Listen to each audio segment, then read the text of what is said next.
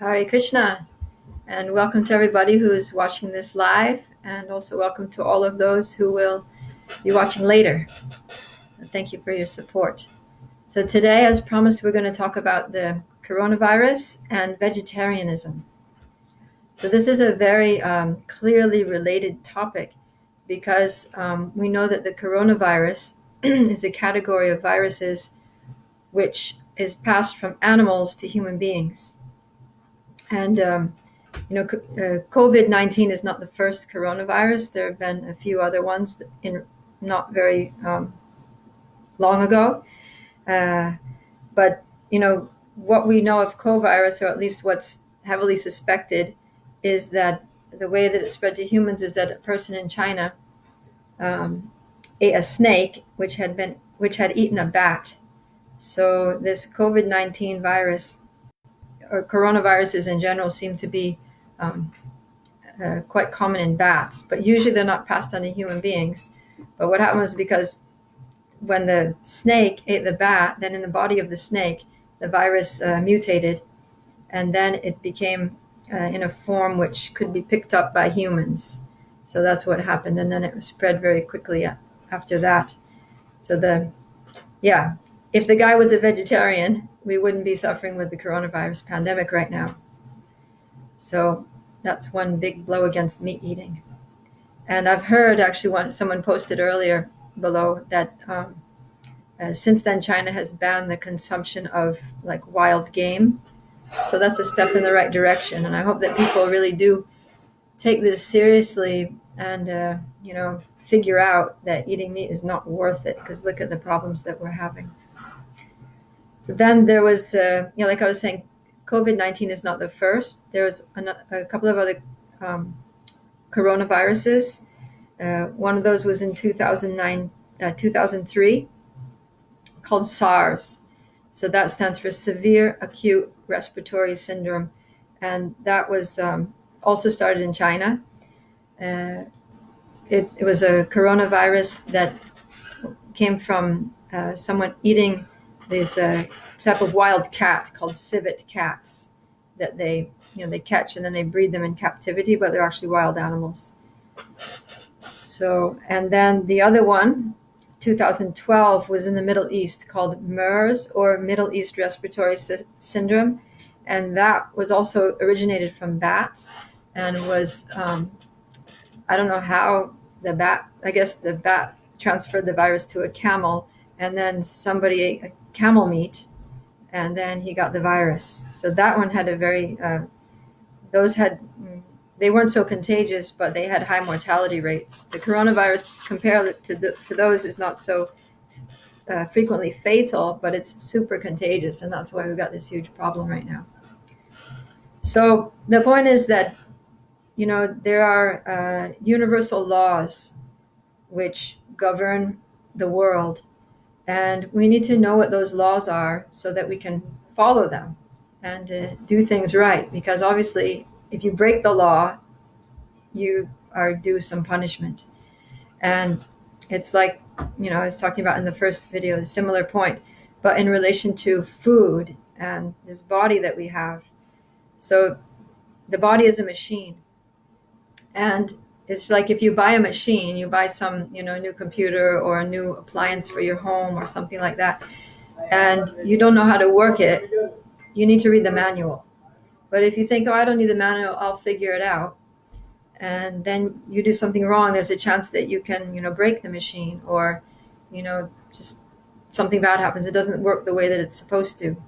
Or if you read the manual and you think, I'm just going to do it my way because I think it's better, then you're also going to run into problems. So in the same way, in the human form of life, there are different manuals that tell us how to live in such a way that we can be relatively happy and peaceful, and things go right, things go well for us. And if we neglect those manuals, which are the revealed scriptures, then we're going to get in trouble. There are going to be reactions, and things aren't going to work out right.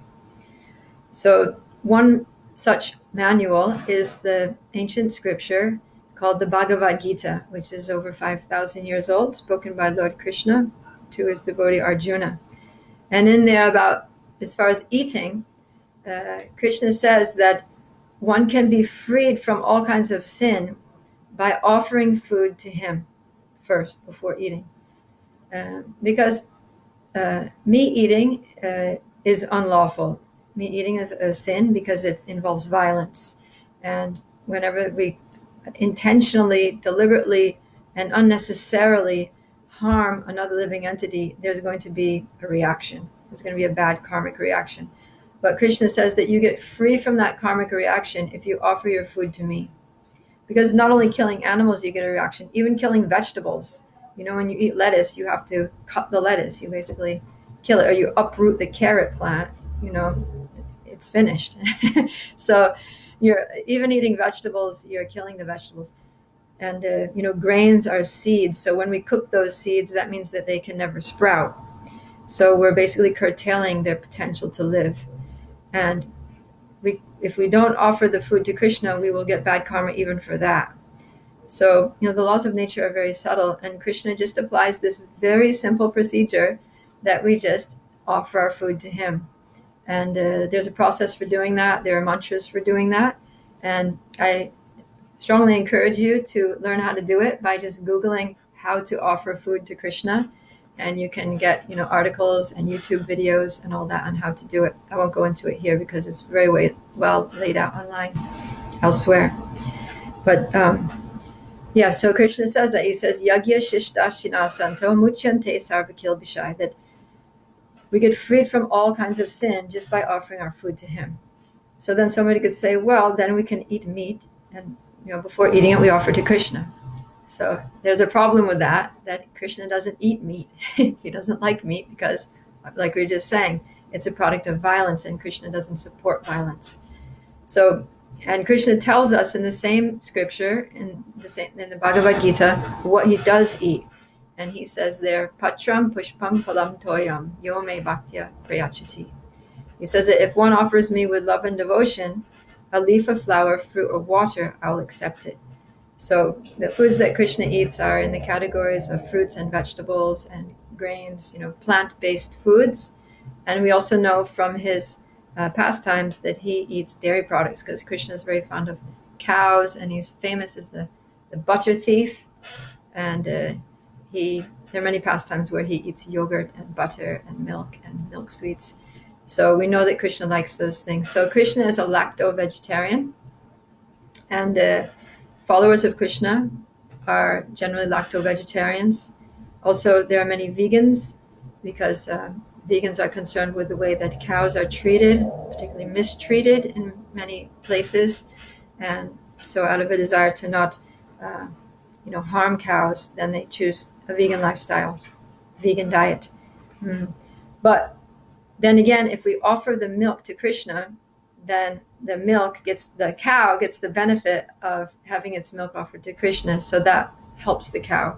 So, lacto-vegetarianism is fine as long as we're actually offering the food preparations to Krishna with love.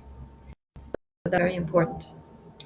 Then there have been similar diseases, not coronaviruses, but other things, like, for example, in England, there was something called mad cow's disease back in the 90s. I was living in the UK, and it was like a big, huge thing that the cows, the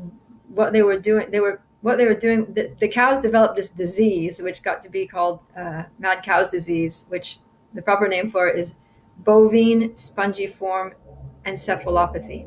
It's a big word. So mad cow's disease is easier to say, or you can say BES. You can look it up. So the way this came about was that, people are really smart. So they thought, we'll save money on buying grains and things, and we'll just take all the leftovers from the slaughterhouse, because they use the meat of the animals, but they don't use the bones and the guts and the skin. So they decided, we'll grind all that up and feed it to the other cows. So great, force the cows to be carnivorous, what do you call it? Cannibals, carnivorous cannibals. So basically the cows are eating the waste products of the meat of other cows. And cows are not meant to eat meat at all, what to speak of cow meat. It's just like so demented to even think that that's a good food for cows. But anyways, that's humans for you. So that's what they did. And by eating that food, which was just totally the wrong food, the cows developed this disease, which also mutated in some places, so that people who ate the beef from those cows who had the disease got also a disease of the nervous system and the brain. So that was a serious problem, which resulted in not doing things as they're supposed to be done, thinking that we know better, thinking that, oh, it doesn't matter how nature has, designed it or ordained it. We're smart. We'll figure it out. We'll save money and, recycle whatever, some old flesh. It doesn't work that way. We need to follow the instructions. And if you force an herbivore to eat meat, you're going to get disease. So the same thing applies to humans, because the human body is not meant to eat meat. And so when we consume meat, then we end up with all kinds of diseases, because our digestive system is just not equipped to digest such a dense food. And so, meat has so much cholesterol and fats, and it's just like super more protein than the human body needs. And it's hard to digest. So we end up with heart disease, we end up with cancer, stroke, intestinal disorders, and Alzheimer's disease, acne. You can research it. All the diseases that are linked to meat eating, very clear correlations. So we have to really avoid that at all costs. It's bad for our health. It's bad karma. It's violence. It's bad for the planet. It creates pandemics. It's just, why do we have to eat meat? We really don't. There's so many vegetarians in the world.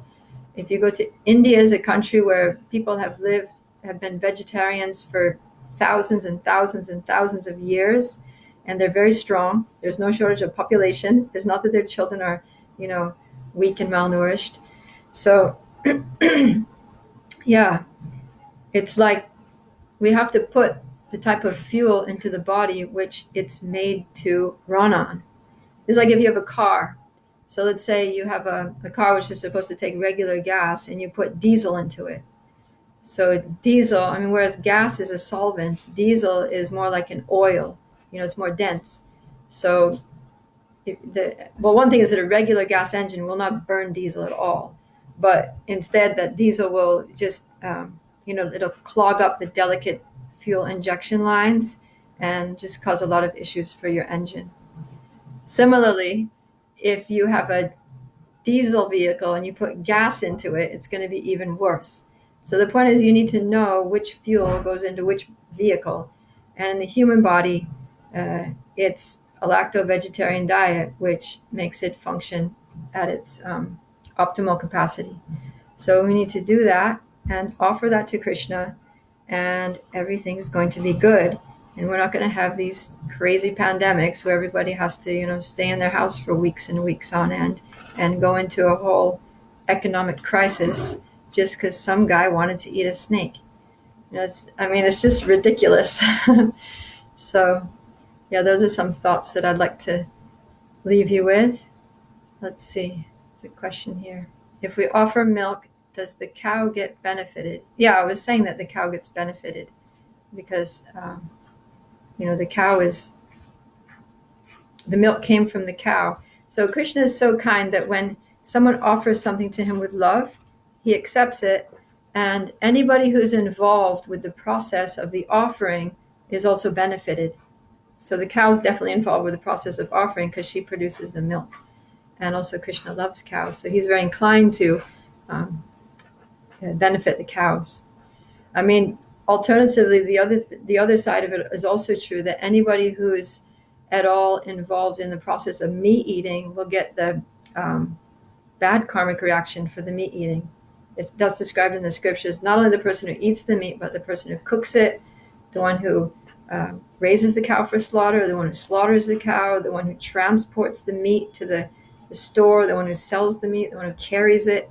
So anybody who's involved in any part of the process of meat eating gets a bad reaction for meat eating. In the same way, anyone who's involved in the process of production, which leads to an offering for Krishna, has also benefited. Because Krishna is very kind. He's very eager to bless and benefit anybody. He's more eager to benefit us than he is to, give us bad karmic reactions. I mean, he doesn't even really do that. It's just he sets up a system. So there's a system, nature's laws, which just work. The system of karma just kind of like works on its own. That Krishna just kind of, sets it up and lets it do it, lets it work. But when it comes to offerings to Krishna, then Krishna personally reciprocates. He like directly sees, oh, this person is taking a little bit of time, is taking 10-15 minutes out of their busy day before eating to cook and to offer this nice vegetarian food to me with love. And he becomes so inclined that to give us special blessings for ourselves, for our health, for our families, for our lives, and increase our devotion for him and purify our hearts from all of the internal things that cause us difficulties. So that's my little message for today, and I hope that if whoever's hearing this is not already a vegetarian, will become one very soon, so that we can, prevent these crises from happening in the future. Thank you very much for listening. Hare Krishna.